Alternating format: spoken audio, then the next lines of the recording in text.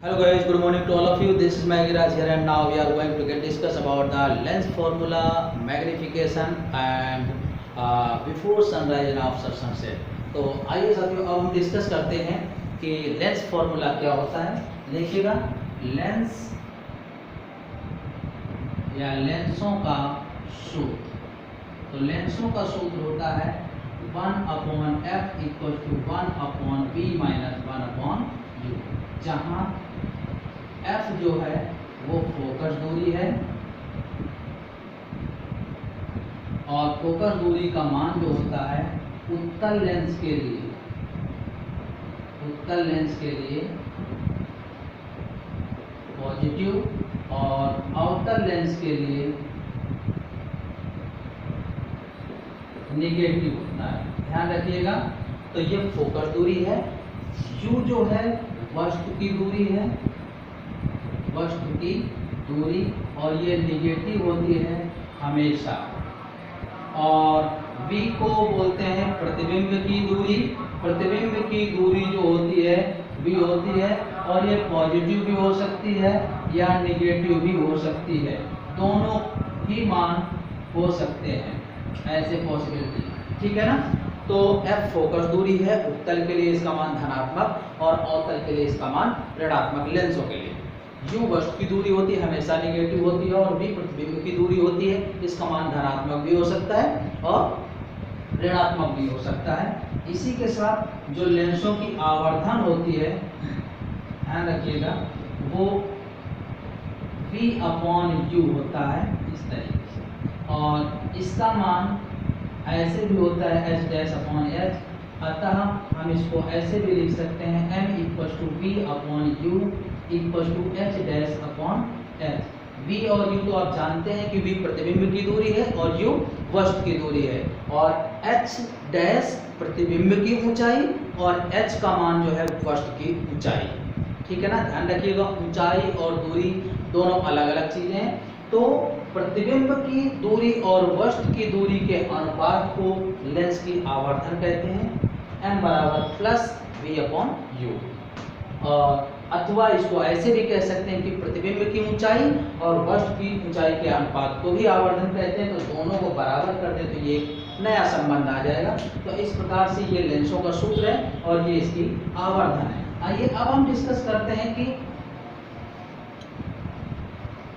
अग्रिम सूर्योदय और विलंब सूर्यास्त होने का क्या कारण है। तो नेक्स्ट कॉन्सेप्ट है अग्रिम सूर्योदय व विलंब सूर्यास्त।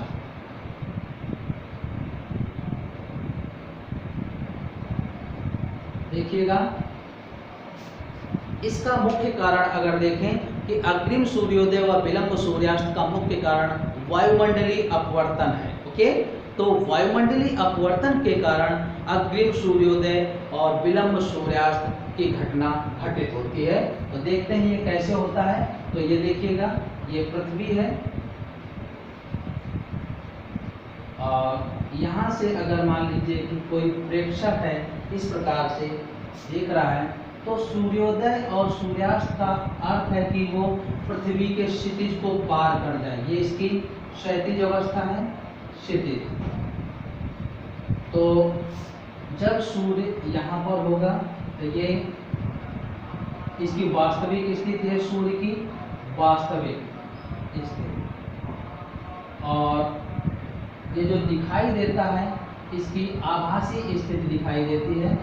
ये हम मान लेते हैं ये आभासी स्थिति है, ये आभासी स्थिति, ठीक है ना। तो इस प्रकार से ये दिखाई देती है। तो ध्यान रखिएगा, सूर्योदय और सूर्यास्त का अर्थ है पृथ्वी के क्षितिज को पार कर जाना। ओके, ध्यान रखिएगा। सबसे पहली बात तो कि अग्रिम सूर्योदय और विलंब सूर्यास्त वायुमंडलीय अपवर्तन के कारण होता है।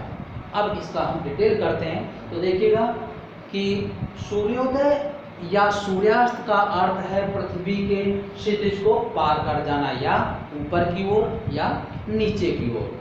तो होता क्या है कि निर्वात के सापेक्ष वायु का अपवर्तनांक जो होता है, निर्वात के सापेक्ष वायु का अपवर्तनांक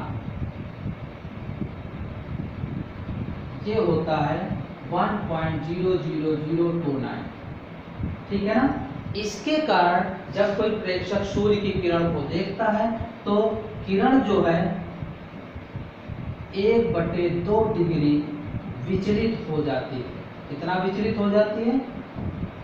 विचलित हो जाती है आधा डिग्री, या इसमें जो समय गैप लगता है, समय अंतराल होगा 2 मिनट का अंतर आ जाता है।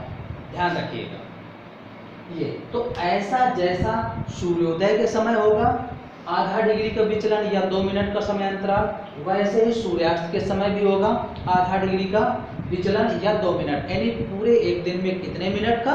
4 मिनट का समय अंतराल आ जाता है। हम इसको डिस्कस करेंगे कि क्यों यही 4 मिनट होता है। ओके, देखिएगा फिलहाल ये है कि सूर्योदय या सूर्यास्त, राइट डाउन, सूर्योदय या सूर्यास्त का मतलब है सूर्य का पृथ्वी के क्षितिज को पार कर जाना।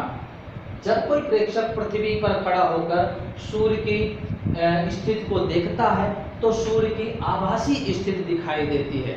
ऐसा इसलिए होता है क्योंकि निर्वात के सापेक्ष वायु का अपवर्तनांक 1.00029 होता है, अर्थात सूर्य की जो किरण है वो आधा डिग्री विचलित हो जाती है।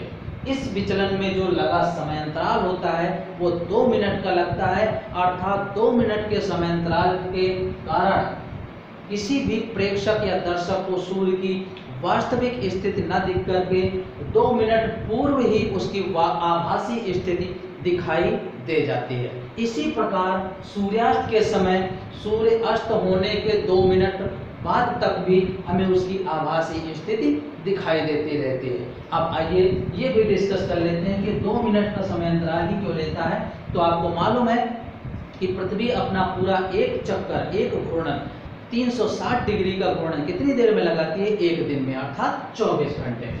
तो देखते हैं 360 डिग्री का घूर्णन होने में लगा समय कितना है? 24 घंटे होगा, या 24 × 60 इतने मिनट। देखिएगा चूंकि 360 डिग्री के घूर्णन में लगा समय कितना है? इतना, इसलिए 1 डिग्री के घूर्णन में लगा समय हो जाएगा 24 × 60/360। तो ये 4 मिनट का समय आ जाएगा। देखिएगा इतना आया 360 डिग्री, यानी पूरा एक दिन के लिए 4 मिनट का समय अंतराल आ जाता है, अर्थात 2 मिनट का समय अंतराल टाइम गैप सूर्योदय के समय और 2 मिनट का टाइम गैप सूर्यास्त के समय।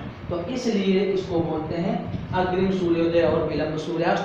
मतलब कि 2 मिनट पूर्व ही सूर्य की हमें आभासी स्थिति दिख जाती है सूर्योदय के समय, और सूर्यास्त के समय 2 मिनट बाद तक हमें सूर्य की आभासी स्थिति दिखाई देती रहती है। तो अगेन रिपीट कर रहा हूं मैं, देखिएगा सूर्योदय या सूर्यास्त का अर्थ है सूर्य का पृथ्वी के क्षितिज को पार कर जाना।